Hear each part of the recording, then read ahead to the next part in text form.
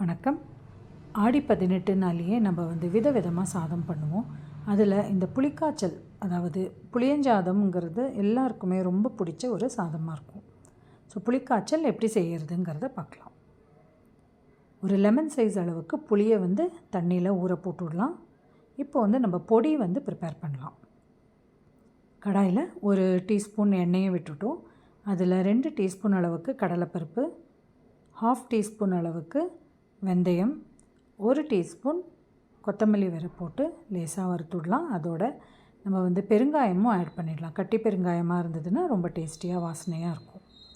So அதுவும் வறுத்தப்புறம் ஒரு 10லேருந்து 12 அளவுக்கு மிளகா வத்தல் போட்டுடலாம். அதுவும் வறுபட்டப்புறம் ஆறினப்புறம் நம்ம மிக்ஸி ஜாரில் போட்டு பொடி பண்ணி ரெடி பண்ணி வச்சுக்கலாம்.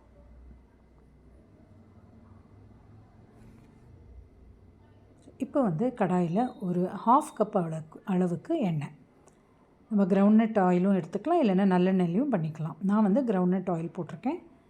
அதில் கடுகு, கடலைப்பருப்பு, 1 கைப்பிடி அளவுக்கு கடலை போட்டு கொஞ்சம் வறுத்துடலாம்.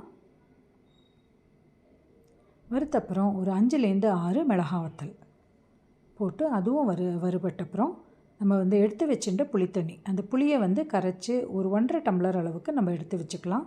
ரொம்ப தண்ணியாக இல்லாமல் ஒரு மீடியமாக கொஞ்சம் லைட்டாக திக்னஸோடு இருந்தால் சரியாக இருக்கும்.